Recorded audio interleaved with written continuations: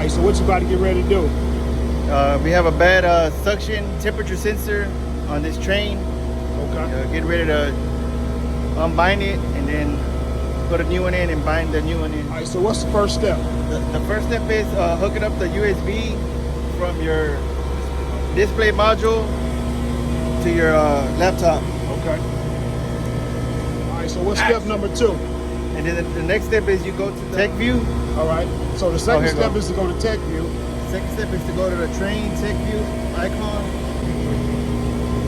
All right, the Tech View icon. Okay. After you get to this screen, what do you do next? Once you have the Tech View opened up, Yeah. you'll go down here where it says local connection, and you click on that tab. And open up that tab, and then it load. All right, so once you come to this screen, what am I looking at? You're looking at basically what the temperature. I mean, what the chiller is doing, and all the temperatures and what are the sensors reading. All right, so what's the next step?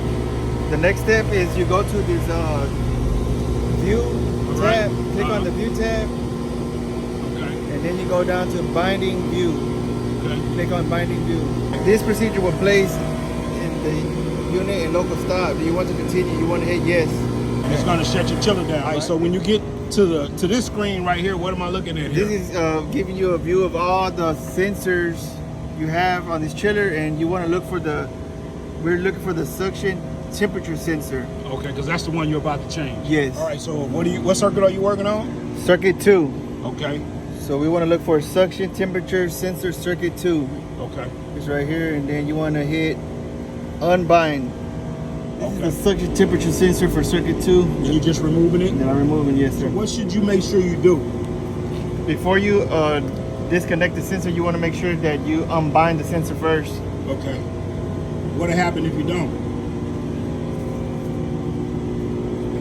Well, that's a problem. Oh no. So now you're putting the sensor back in? Yes, you want to make sure that the sensor probe is you stick it all the way in until it stops. So it's all right there, it's all the way in. So now you have it installed. What's next? Next, you have to get your magnet and Okay. just basically touch the sensor so you see the green LED light come on. All right. The LED is on now, so now you just go back to the laptop and bind it. All right, so after you do that, then what's your next step? You go back to the sensor circuit you're working on and you hit bind. All right, so now that you have the sensor bind, what's your next step? Next step is you hit unit view tab up here. Okay.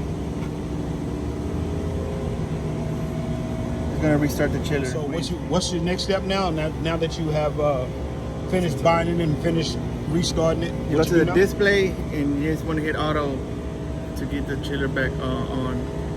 It's about to start, waiting to start. Okay. So the chiller won't automatically start once you... No. Okay.